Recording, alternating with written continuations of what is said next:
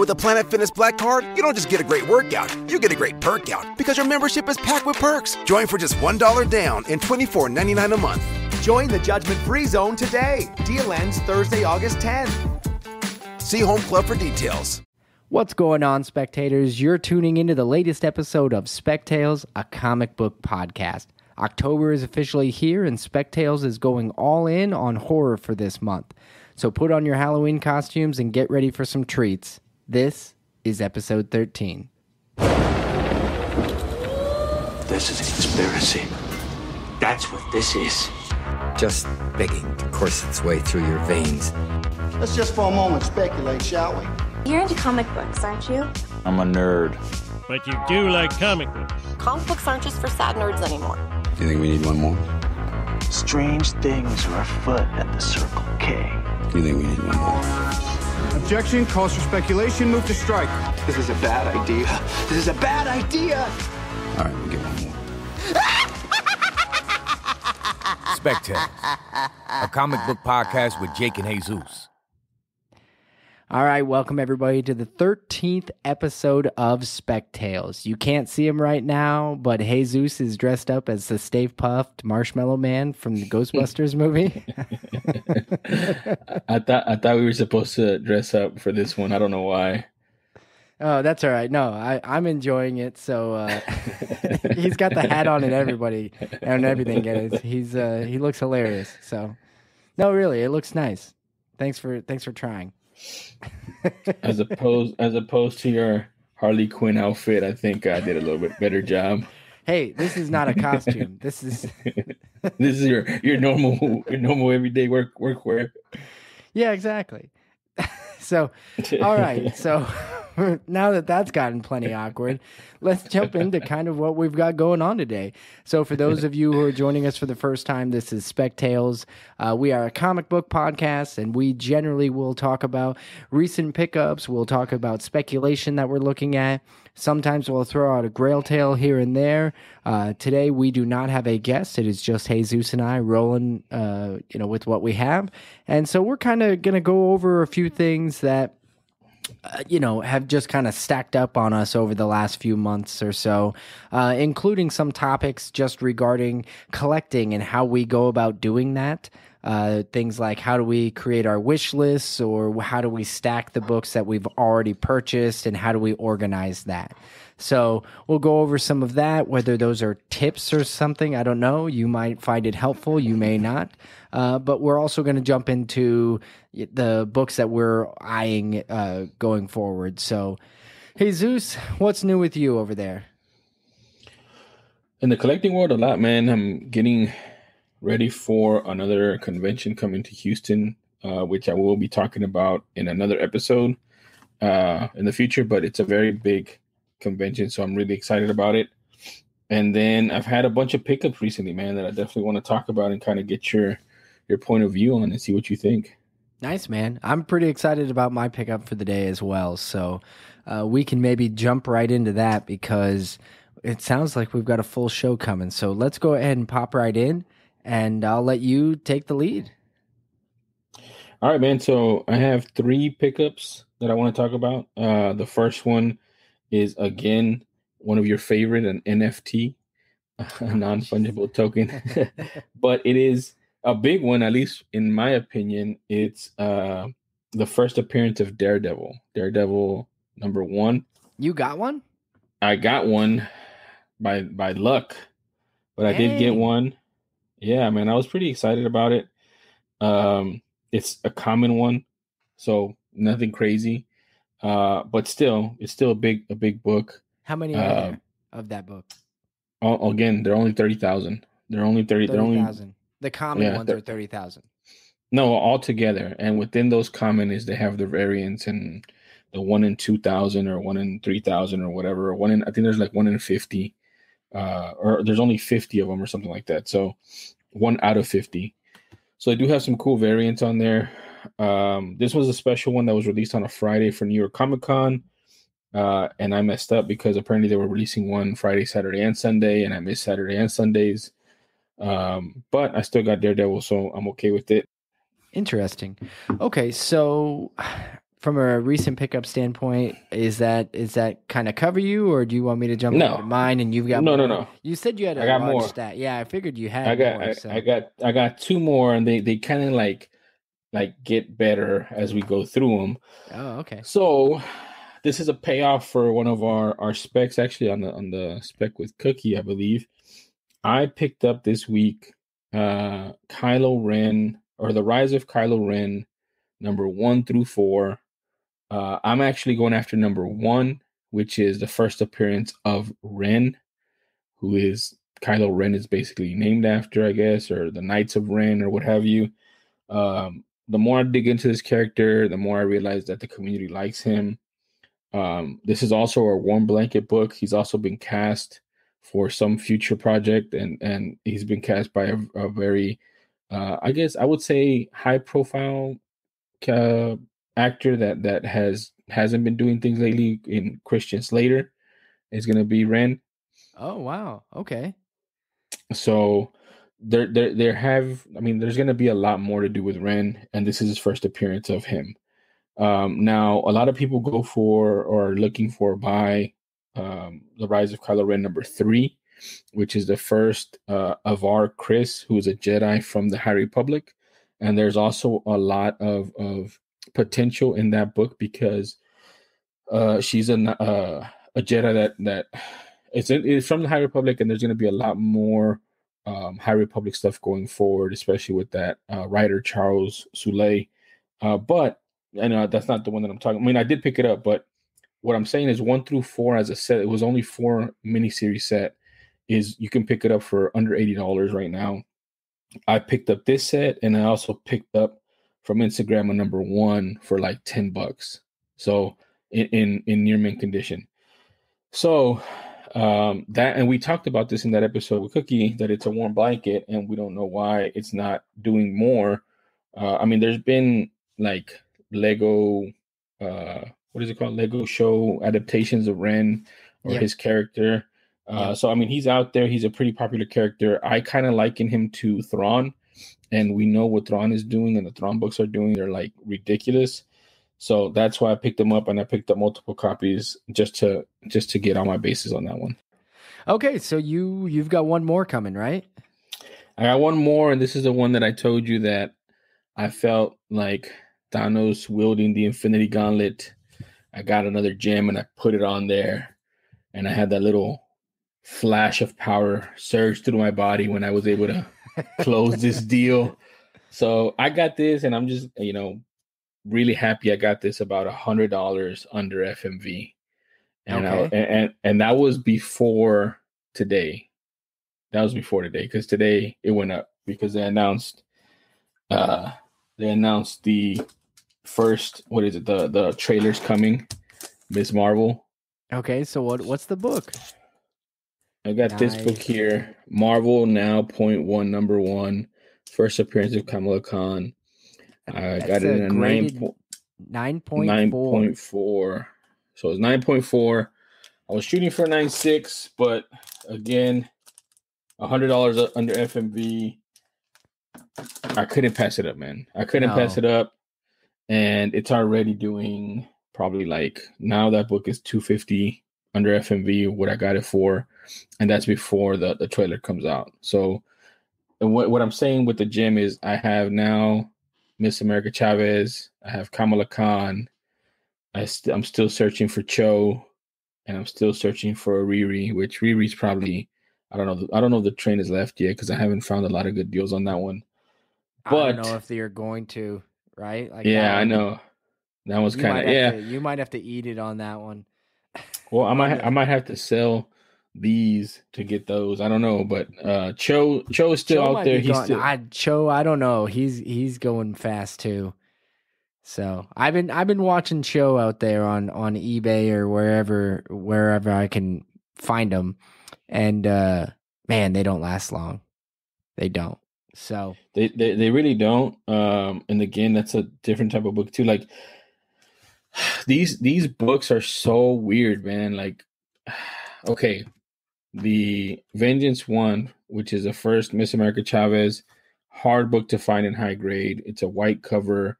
It's the Delato painting cover, and it's just hard to find in high grade. It really is. I don't know why, but it is. Okay, this book, the Marvel Now .1, hard to find in high grade because apparently it came out on Free Comic Book Day or something like that, and they just weren't taken care of. They were just beat up, I guess. So it's hard to find in high grade. The Cho Amazing Fantasy 15, hard to find in high grade because it's a thicker book. It's bigger than normal, but it's not. Well, and that back cover is black. It's got an Eon Flux advertisement on the back, and that thing ticks so easy. I feel like it came from the printer with ticks on it. Yeah, exactly. So that's what I'm saying. Like these books are so hard to get in high grade. So a 9.4, like I'm looking at it, I could probably. I don't think there's a lot you can press on it. I know why I got a 9.4. There's like one corner issue, super minimal, super tiny. Like if I send it in, I could probably get a 9.6 on it. If the grader's having a good day or a bad day, from a 9.8, because there's nothing wrong with the book. So 9.4 at what I got it for, I was really happy. I was really ecstatic. It's not going to be for the collection. It's to flip whenever the trailer comes out. And I'm happy with it, man. I was happy when I bought it. I was happy with the deal. And now I feel like there are rumors that the trailer's dropping this week, right? The teaser trailer. No, it's not this week. The rumor is that it's dropping on Disney Plus Day, which is November 12th. Yep. I think. Yeah. And that's when it's dropping. So with that initial rumor, the price has skyrocketed already. When it does come out, like we've talked about, that's going to be the peak. So I might unload it at that time. All right. If I can at least double, I think I could easily double because, yeah, I mean I'm already close, to be honest with you. So if I can double or maybe more than that, I'll probably unload it, man. Dang. All right. Well, that's pretty cool. Is that man? I'm almost afraid to ask. Is that it? No, there's one more. No, I'm just joking. That's it. I am working on another one, but that's for another Grail tale. All right, man. Well, I've got a we'll call it a mini Grail tale. I've got a mini Grail tale for us for my recent pickup. It's a book I have been chasing for a little while, and this we can jump into how I collect a little bit maybe after this. To get into the conversation about the wish lists and things like that, but. Quite simply put, I have a hard time. Like when I want a book, I focus on nothing but that book. And for the most part, when it comes to most books, you can simply jump on eBay, jump on Instagram, Shortbox, wherever you buy books, whatnot. Wherever you buy books, you can jump on and you can pretty much find what you're looking for. The internet has it, is basically the easiest way to put it. And I picked a book that I just couldn't snap my fingers and get one, right? I couldn't Thanos that book to myself there was no amount of money. It wasn't a money thing. It was a availability thing. Mm-hmm. And I had brought it up last time, Creepy number 32. I was asking friends. I was going on Instagram and I was saying, hey, if you go to your LCS, check to see if they have this book. And everybody was, responding back to me saying, yeah, I'm going to check. I'm going to look. I'll let you know. Nobody was having any luck with it. It was Creepy number 32. And something I did about a month ago ended up paying off twofold. In short, I got Creepy 32, but here's how I got it. Nice. I went on eBay. Obviously, I'm on eBay daily, and I was looking for creepy books. So I ended up just saving a search for Creepy 32 and putting on notifications so that if that book ever comes up, I would get an email. I will tell you right now, if you put creepy and any number after it as a search notification bell, you're going to get emails for some of the creepiest shit that gets put on on eBay. I'm not even joking. Like I would get an email that would be like ding, and then you'd look and be like, oh, creepy 32. And then you'd look and it'd be like, creepy 32-year-old doll I found in my parents' house. And then it's just it would be the weirdest stuff. So it doesn't always work, but when it did work, it worked great. So I ended up getting a notification about a week ago that somebody had posted the book. So that said, a very fine copy fell to me for less than $50. I thought it was great. It came in the mail. This is not a very fine copy. It is a good copy of the book. I'm not saying it's the grade good. It's a in pretty decent condition copy. However, I would probably say that this is much closer to a 6.5, maybe 7. Magazine's grade a little bit differently, but it's not in the greatest condition, but good enough. But unfortunately, good enough is not good enough for Jake. So when a copy popped up literally just today on eBay, I got another notification because I haven't turned the bell off yet, which is actually a bad thing for me. I need to turn that bell off. And I will after this one. A copy came up, and you're going to know this one was for me because first thing I noticed, 1, already graded. 2, white pages. Oh, and nice. I was like, oh man, I'm not going to be able to not buy this, am I? And so I got a 9.2 white page copy of Creepy 32. Nice. I just bought it today. It had worked out really well because I had actually just sold a book today. So, but 9.2 Creepy 32, that's kind of my little mini grail tale, so to speak. I very rarely have to look for books for a long period of time. Hell, I traded for that Hulk 181 in less than a week. Like, it doesn't take me long once I set my mind to something. Yeah, man, and that's kind of interesting too, because I feel like for certain books that are easier to get a hold of, like an eBay doesn't count, in other words, right? Like you didn't hunt for it, you didn't go to different LCSs, go through conventions to get it. But with certain books that are really rare and they don't pop up a lot, I mean, I think that's fair to say. I mean, this is a fair one. This is a good one where you've been looking for it, you've been going places, you've been asking people, and it hasn't come up. But it just so happened that this one actually came up on eBay, and you were able to get a good deal on it and work, a deal through eBay, and you were able to get what you wanted. So yeah, I was pretty happy with that, and I think that really nicely transitions into the collecting and how you do a wish list. I said before, once I get stuck on a book, I don't really have a wish list. Somebody had mentioned to me today, like, hey, if you're ever looking for, let me know what your list is. I can keep an eye out for books for you, that sort of thing, which was a really generous thing for them to say. However, I don't exactly have a list. I don't have a list of the, like, so Amadeus Cho, you had mentioned him earlier. That is a book I am following on eBay. It is a book that, yes, I want one, but I am not aggressively trying to get one, right? That's kind of a book where, hey, if I walk into an LCS and I see a price that is unbeatable, I know what that book is, so maybe I'll buy it, but I'm not chasing it. And I think that's a difference. Like, I don't have a wish list because I basically chase one book at a time. And sometimes I get the book, I get Creepy 32, and I have no backup. There's no like, oh, now I don't, now I'm moving to this one. No, I don't know what I want next right now.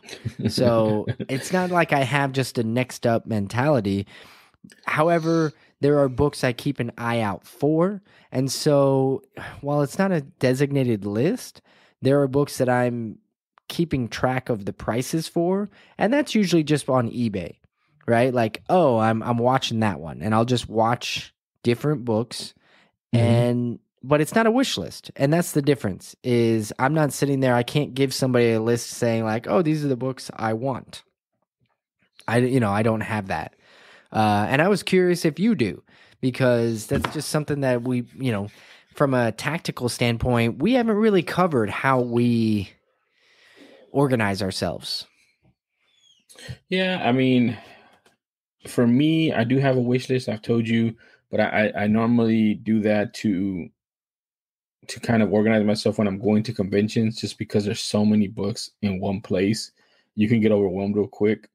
And so the way I work is I'll have a list and then I'll do my research on them, what they go for, what to look for, what printings, what grade. If I'm going to go for graded, which I never do, I usually go for raw, but now I've been opening up my collecting or my purchasing to some graded books, especially the ones that are hard to find in high grade. But I do, man. I have more buckets too. Like the way I guess the way in my mind I kind of organize it, or I kind of look at it is you want to have more pokers in the fire, I guess, or more what is it, arrows in the quill, if you will, or something like that. In my mind, I think it's irons in the fire. I think that's the phrase. But what did I say the other day? Scarce. That's scarce. Yeah, that's scarce. That's a scarce. That's a scarce way of saying it. We actually had like 100 emails that day because everybody said scarce is not a word, Jesus. You had 100 emails. I had 100 messages saying thank you for speaking up for the scarce crowd. That is not true. That is happen. That's 100% true.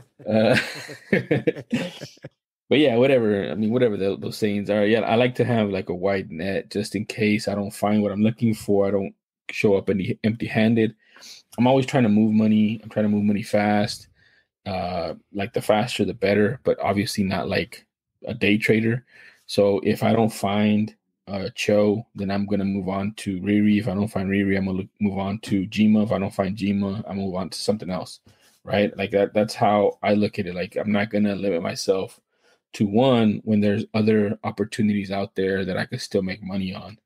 And that's kind of been my MO for the most part recently, just because I'm not necessarily, buying PC books at this time.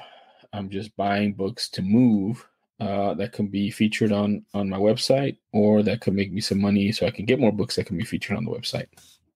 And that's kind of how I've been doing it. Okay. Yeah. And that's, it's a very valid way to do it. So after so I don't know where we were at. I don't know, but maybe are we rolling into spec? Are we rolling into spec? Yeah, man. I mean, I think I talked a little bit about how I collect and what I'm doing right now, but we could definitely talk about spec now. I have a few, or a couple. I'm sorry, a couple. All right. Well, let's go ahead. Go. I'll let you. I mean, you seem maybe a ready few. to go. I have a few. Yeah, I have a few. So the first one I want to talk about, I'm going to change it up for Hispanic Heritage Month. I'm not going to do it this time. I think I ran out. That was September. We're in October. First of all, you can extend it as long as you want. Hispanic Heritage Month is September 15th through October 15th. October 15th is next Friday. We drop on Wednesday. So we still got time. Still not going to do it though. The first one I have is one that I was talking to you about the equivalent. So, for example, Marvel has a lot of, I guess, horror titles, starting in the 70s, I guess, with like Tomb of Dracula, Monsters on the Loose, stuff like that. But DC doesn't have a lot of equivalents, but they do have one called Weird War Tales. And Weird War Tales #1 is a really cool cover by a really good artist named Joe Kubert, who also has two sons that now I think they're still making art for Marvel and DC. But this is the DC equivalent. So Weird War Tales #1. It has a very gnarly skeleton on it, right? And then also, I think, some guns on it, and there's also some German paraphernalia on the crazy skeleton. So I'm just speaking on it from. It's a cool cover. DC doesn't have a lot of horror titles, in this time frame, and that's a pretty cool one. It's starting to creep up there. I think it's as high as like $300 for a very mint copy, which there's still some out there. I own this book. I bought this book for nothing about 2 years ago because I picked up a small collection, and as part of the collection, they had 2 through like 120, but they didn't have number 1. So I felt it was wrong to not have number 1. So I picked up number 1 for like, I think it was like $20. $20 at the time. And is yours minty fresh? Yeah, mine's probably like a VF plus. Okay. So I would say mine's worth about 125. I'm probably going to put it on the website by now because it reaches that threshold to sell it. And I'm sorry, what was the date on that again? This is from 1971. 1971. Okay. Mm-hmm. Interesting. I'm digging it. I like it. We did not plan this, by the way, but I just want to say I have a DC horror spec myself as well. Trying to right the ship, huh? Trying to right the ship. I see. I'm just, you know what? I had nothing to do with the fact that it was DC. It was more that it was horror, and I had some spec that I was thinking on this. So, but you know what? Let's hold off on mine. You said you had multiple, so let's roll right into your next one. My next one, I'm going to go with horror, like super horror. I mean, what do we do around Halloween, around October is we watch horror movies. At least I do. We've been trying to watch one per night here in my household, which we failed miserably, by the way. But there's also these characters that are iconic, right? Mike Myers, Jason, Pinhead, I guess, Freddy. And all of them are not equal on the comic book spectrum. So I think the Mike Myers one, right, is the one that's worth probably the most right now. Michael Myers is what I would go with. Mike Myers makes me think of the comedian Austin Powers. But yeah, Michael Myers. That's true. Michael Myers, from a comic book perspective, I don't know what their values all balance out at, but the first Michael Myers in comic books was, what is that, year 2000? It was after H2O. It was September 2000. It was called Halloween #1. It's a cover art with the photograph of Michael Myers. Yep. So it's a pretty cool cover, pretty cool Halloween in orange up at the top. That one's going for north of like $75, $100 in minty condition. But I'm going to talk about Freddy Krueger's first appearance. And Freddy Krueger's first appearance is in a book called Fright #3, and it's from 1988. So you can see the gap there. Yeah. This book is not going for as much as the first Michael Myers. It doesn't have the cool cover like that one, but it does have a animated version of Freddy, which is still creepy. So I would say that one is a good spec book to have, just because as nostalgia kicks in, a lot of horror fans, when they do more Freddy movies going forward, which inevitably they will, that book might move up. And it's also just a cool book to have these characters that you grew up with in the horror movies in a comic book format if you're a comic collector. Well, I love this spec. It's one of the more interesting things is, so the Michael Myers first appearance is in a book named after the same movie that he first appeared in, and this is not that, right? Mm-hmm. Fright #3. I don't know. I am not familiar with the Fright series. I don't even know who's the publisher is Eternity. I'm not familiar with that. However, yeah, it is. He is on the cover. It's a really interesting kind of. It kind of encapsulates who Freddy is, right? There's something about the cover that is humorous, but also terrifying at the same time. Exactly. And that's that's kind of what makes Freddy. So I think that it's also interesting because his subsequent appearances after that come in comic books that are Freddy Krueger's A Nightmare on Elm Street #1, right? They are Freddy Krueger magazines Branded. that are branded and published by Marvel. Marvel is the publisher on that, which is I mean Marvel published, but it's it doesn't look like a Marvel magazine, right? Like Spidey's not in the bottom left corner where the barcode would normally be. So it is a interesting book to say the very least.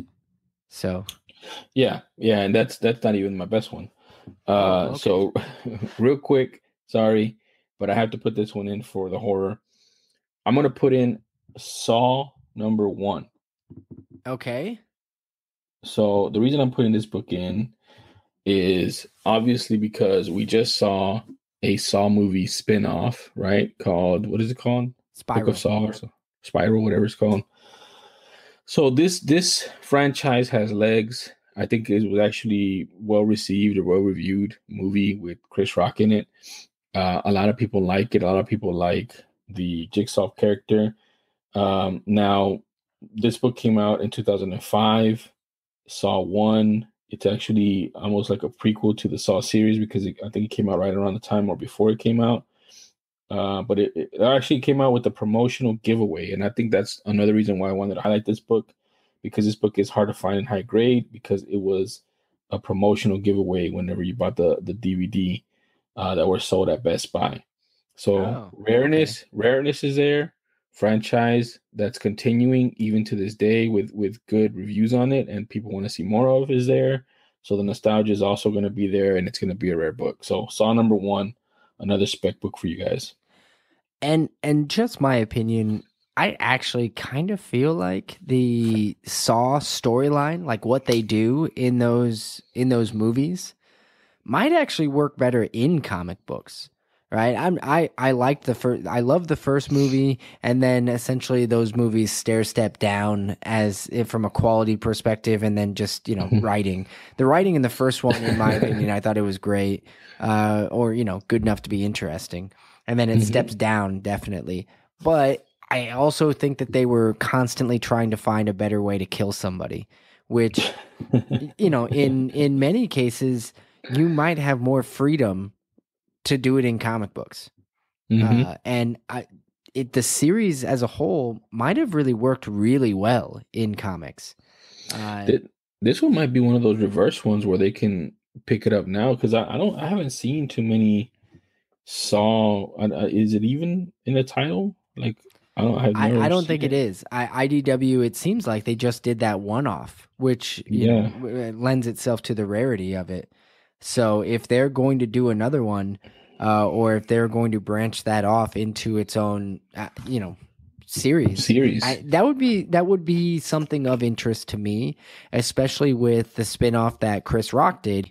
My understanding is that they get back to the detective side of things. Which the first movie really focused a lot on, right? Solving the mystery.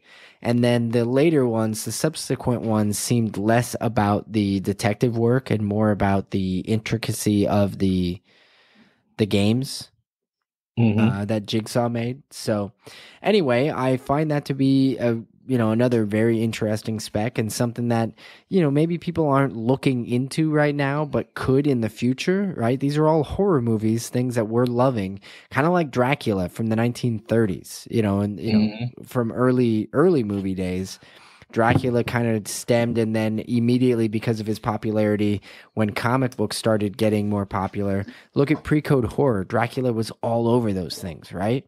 So that could potentially happen with some of these other characters. I mean, we're only 40, 50, I don't even know if we're 50 years into, I mean, Michael Myers hasn't been around for 50 years yet. He's probably somewhere in the 40s, right? So some of these characters are 30, 40 years old and they've only just begun their, tour through nostalgia and, new generations picking them up and reinventing them just the same way as generations did with Dracula. So I'm interested to see how it works, or the spin-off characters that have yet to come, right? Blade is, in a sense, a spin-off of Dracula, right? So Michael Myers, maybe that character or that world that's been created is going to give birth to a new character in the future that we don't even know yet. So there's some reason to speculate there. Picking up on mine, I've got one. I told you it was a DC book. This is The Witching Hour #1. This was published by DC in February of 1969. This is the first appearance of the three witches who hosts the Witching Hour for the storyline, the series. And it's based on the mythological figures, the Maiden, the Mother, and the Crone. So a lot of people, I'm assuming you're familiar with these three witches, these three characters of sorts. And the reason I think this is a good spec, something that maybe went under the radar, but for the upcoming Shazam movie, Shazam Fury of the Gods, Lucy Liu and Helen Mirren have been confirmed that they are going to be playing sisters in the upcoming Shazam film. And it is thought that it's speculated that they are going to be versions of these three witches, the Maiden, the Mother, and the Crone. No word on who the third witch would be in this particular case. But the director of Shazam actually really came up as a horror movie director. If you go and look him up, he also directed the movie Lights Out, which is a very, very good horror movie. If you haven't looked at it, I think that's from like 2015 or 16. I'm not 100% sure anymore. But even before Lights Out, he actually got famous for a short horror movie called Lights Out that he ended up turning into a feature-length film. But he came up in the horror realm. The first Shazam movie had a lot of dark elements in it that I actually rather enjoyed. DC is known for being much darker than Marvel. In this particular case, it would not be surprising if a horror movie director turned superhero director were to pull from some of DC's horror roots, or I don't know about roots. That might be going too far, but utilizing characters that premiered in a horror series. So I don't know if that is going to... I'm not suggesting that this book is going to explode, but it is a very, very reasonable book for being a Silver Age #1 book that is the first appearance of these three witches. And if the witches turn up in the new Shazam movie, there is definitely a possibility that the book could have an uptick, and potentially a permanent uptick. That, they suddenly become relevant, the book suddenly becomes more relevant, and thus people keep it in the spotlight significantly longer. So I think it's a fun spec. I also, again, just really wanted to highlight a horror series that might have fallen the wayside. I don't know if everybody remembers this one, and to be honest, I'm not acting like I knew all of this series either. But there's a lot of good horror stuff from the Silver Age and the Bronze Age. This is one of those series. Man, the Witching Hour, I can just tell you, I'm trying to look through my eBay because I was buying a lot and I got sniped at the end on it. And that book was in that lot, and I wasn't even like going for that book or anything, but it was in there, and I was like, oh, that'd just be an extra little bonus. But yeah, man, that's actually a really cool one.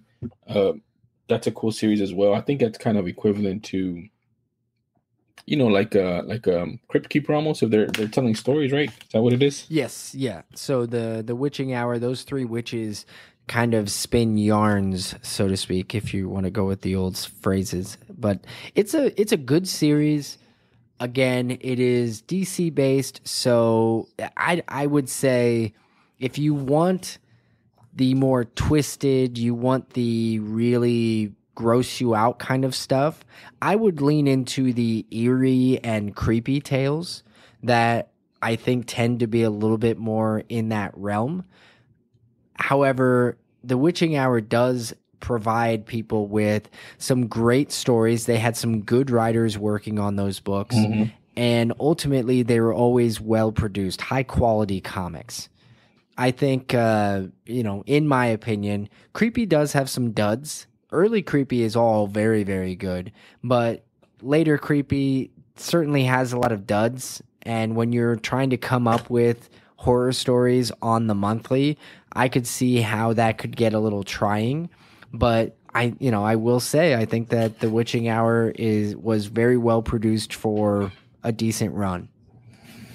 And just something I'm looking at right now, that number 1 and also the number 25 are drawn, the cover by Nick Cardy, who is also the cover artist for Aquaman 42, which I really, really like, the second appearance of Black Manta. Yeah. So he has some really cool art, man, for DC. Well, and I was going to bring that up. So with that series, there's a lot of really good covers, but maybe the best cover, and it's not. You're gonna have to look it up. I believe it's cover 56, The Witching Hour 56. Look it up. It's like a kid gonna jump on a bus, but the bus driver is like a skeleton. You sure that's 56? Maybe 58. I'm sorry. Yeah, it's 58. Yeah. It's 58. That was my mistake. But the cover is awesome. Yeah, the Camp Fear. The driver, Camp Fear, and it's just a skull for a head, and the kid's gonna get on the bus. He's waving bye to his parents, and he has no idea where he's going. And it's I love that cover. I don't know actually who drew it. I think it's to him. I think it's Nick Cardy. Is it? I think so. I'm trying to look at this cover right now, and I don't see a signature on it somewhere. Anyway, there's a lot of fun covers. Number 58 is definitely a cover that's collectible, right? Like there's not a ton of, like Creepy 32. There's no first appearance in it. There's no absolute reason why anybody would need it outside of the fact that it has one of the best covers in the entire run, and just in horror comics in the Silver Age or Bronze Age. So that Witching Hour 58, I think certainly would fall into that category. It's a great cover. It's a great one, man. So, all right. I think we have run the course. That's going to be it for now, or for this episode. I am really looking forward to our next guest that's going to be on for next week. I don't want to tease anybody, but kind of a big deal. So let's. I'm not going to give any more than that. I want to toss out there that we are still looking for Grail Tales from people. Specifically, if you have an AF-15 Grail Tale, or if you have a pre-code horror Grail Tale, especially for the month of October, if you've got a pre-code horror Grail Tale, some book that you were chasing for a long time, anything that even if it was just a trek of a collection story, send us a message, send us a DM or an email. You can email us at spectalespodcast@gmail.com. Reach out to us on Instagram at spec_tales_podcast. That's on Instagram. So reach out to us. We're looking for those two Grail Tales. And if you're enjoying what you're listening to, don't forget to go over to Apple Podcasts and throw us a review. Those reviews really do help other people find us. And it's been great seeing your guys' comments and things like that. So do us a favor. If you haven't yet, just run over there real quick. Say a couple of nice words if you've got them. And, we really, really appreciate it. And for those just listening, we appreciate you very much so. We do the show because we enjoy talking about it and recording it for everybody. But honestly, the messages we've been receiving, I know for me personally, I've just really enjoyed the conversations. I've met a lot of new people because of this show, and I've thoroughly enjoyed it. And Jesus, I know you have as well. Yeah, man, it's been fun. I've been meeting a lot of people. I don't normally reach out to people without some preface or something. So people reaching out is pretty cool to me. and just we get to chop it up and talk about comic books, man. I mean, that's what it's about. Exactly. So, okay, let's go ahead and wrap this up. Thanks everybody for listening. We will be back next week with a guest, and of course, if you've got a story or something like that, throw them our way. So, otherwise, have a good week.